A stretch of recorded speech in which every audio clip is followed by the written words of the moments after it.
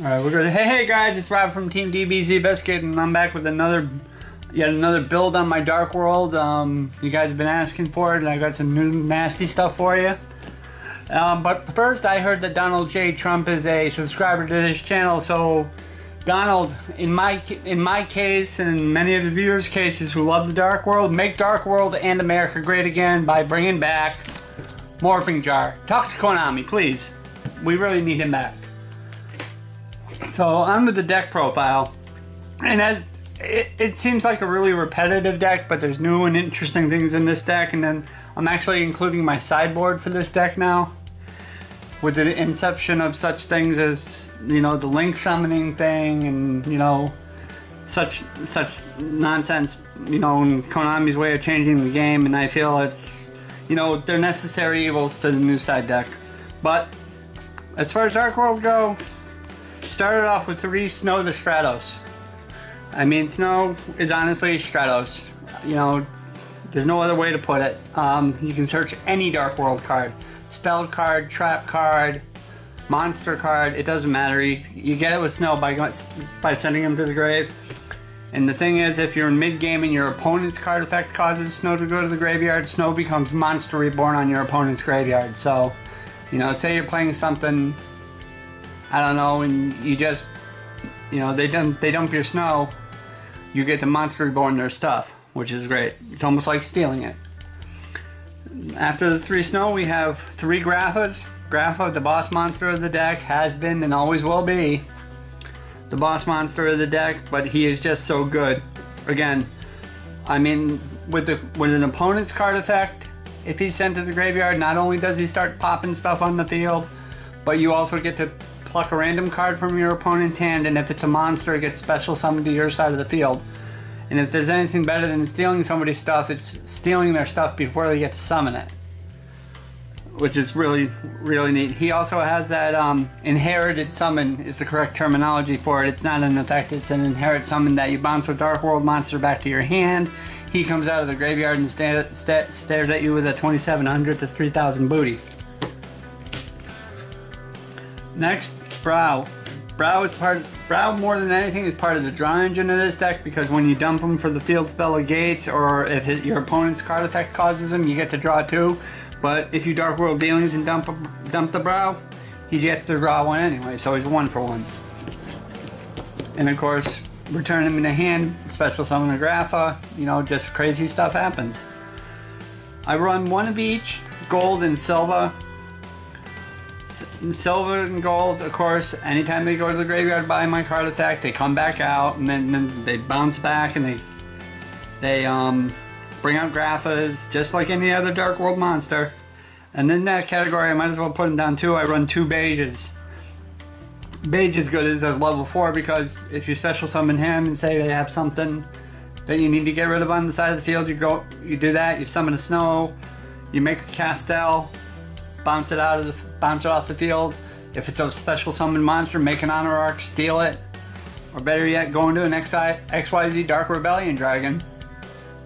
Detach both of them, cut their monster in half, take that attack, put it on Dark Rebellion.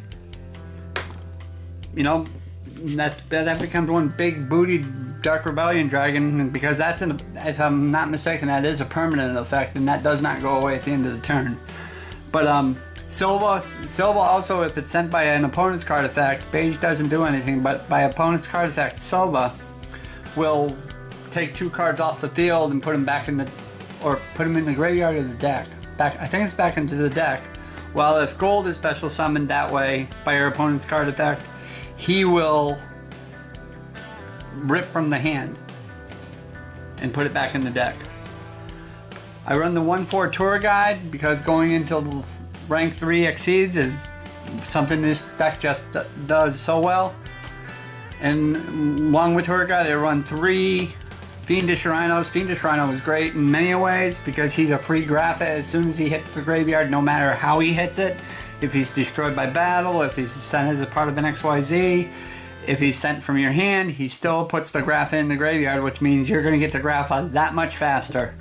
Also, when he's out there on the field, if somebody Regekis and you have a field full of Dark World monsters in him, he's the only one that gets killed. because he can protect every other fiend monster on the field. It's pretty nasty stuff. And of course the one for, not that I see it very often, is Max C, but I seem to always find it at exactly the right time for the Max C challenge. I mean, there's certain decks like Dark Synchros and I don't know, any pendulum monsters, or you know, any crazy deck that wants to take that Max C challenge. I think we did a test one day.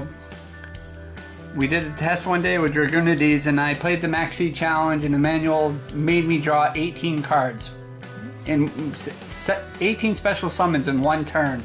Imagine that with this deck. Not fun. All right, but that does it for the monster lineup. It's a little odd, but it's basically Dark World, guys. Come on. But now in our spell lineup, I run one Into the Void, and there's a reason I would run one Into the Void, because if you draw into two, it's really hard. If say you play an Into the Void and you get nothing, and everything goes to the graveyard and pops off and yada yada yada, and then you get another Into the Void, you gotta wait until you actually have 3 cards in hand to play Into the Void again.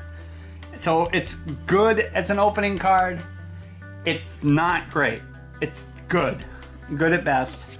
But I still run it, and every time I do, I seem to draw it turn 1, and it seems to be when my opponent makes me go first, so I'm not supposed to be drawing. So it's nice. I run one Regeki just because I don't like my opponent having monster advantage over me, and for the same reason I run one Dark Hole. I mean, the difference obviously between the Regeki and the Dark Hole: Regeki, destroy all your opponent's stuff.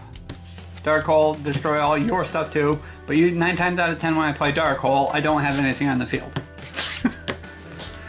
I run 2 Dark World dealings mainly because it's all I have right now. I don't have a third. I'm working on it. And this is part of that atypical Dark World draw engine. The bigger you make your draw engine in Dark World, the faster it's going to go. I mean, you start adding traps like Reckless Greed, though, it gets clunky and you get penalized and you're not able to draw. That's why I like dealings.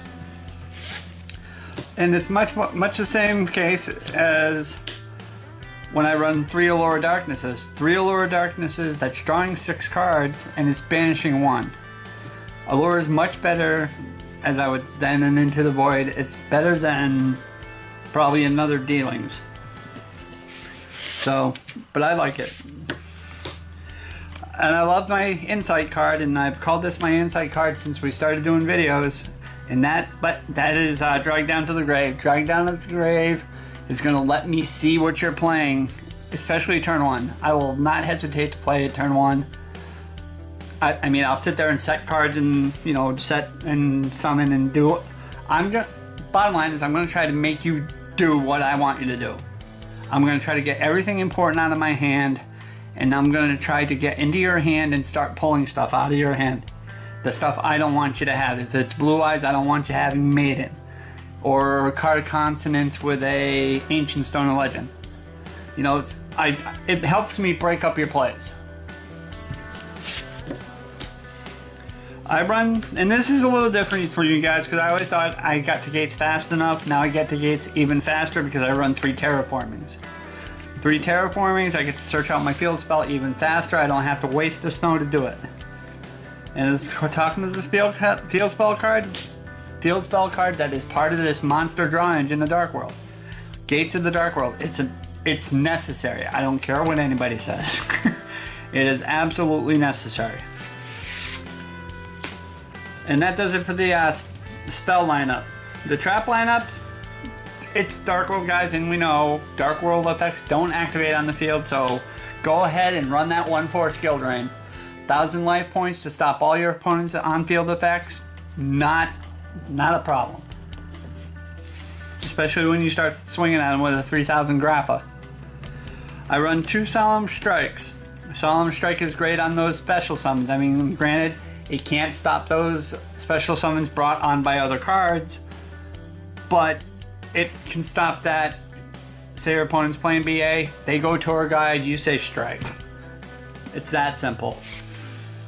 You don't let Dante happen. I run the 1/4 Solemn Warning. Solemn Warning is great because it'll stop the it'll stop the trap card special summon, it'll stop the magic card special summon, it'll stop the other monster special summon, which is ridiculous. So Konami, you want to put Strike at 1, bring back Warning at 3. I'd really like that. And my new tech for the deck. Honestly, you guys who saw my previous video saw I ran Twin Twisters. Twin Twisters have really nasty costs, and for those who like to play destroy the opponent's back row, I introduce you to Heavy Storm Duster. I run 3 of them. Heavy Storm Duster it's got a mediocre cost if you activate it during your own turn. But if you activate it on your opponent's end phase, that cost ain't gonna happen because it says that you cannot attack the turn the card is activated. So if you nail your opponent's pendulum zones at the end phase, you're still going to be swinging for the fences.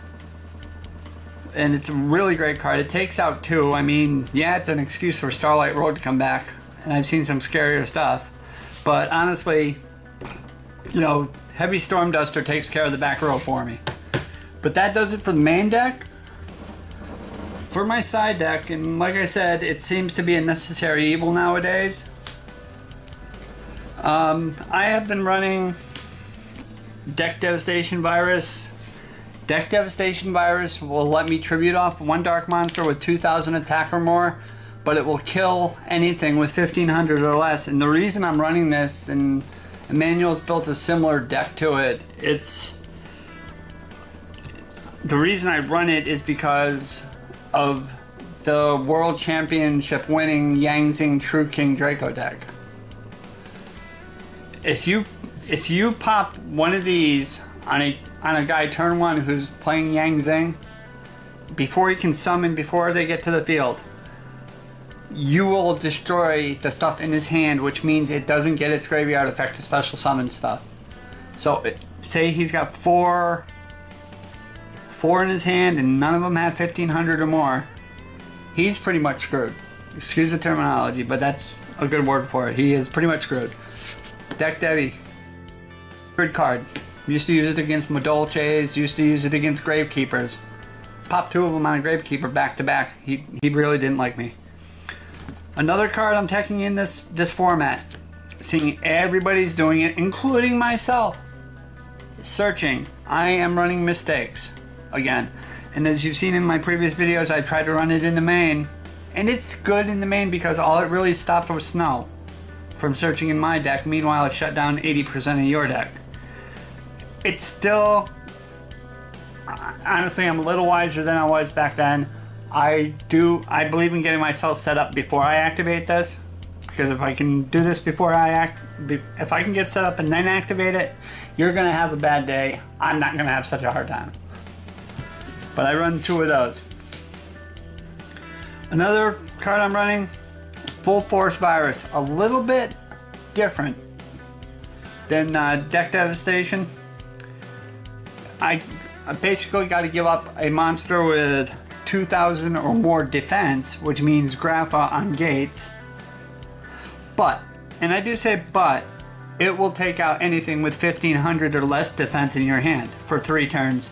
And much like Deck Devi, every time you draw a card, as well as on this one, you have to reveal it. And if it's 1,500 defense or less, it's going right to the graveyard. It's not getting any effects. It's beautiful.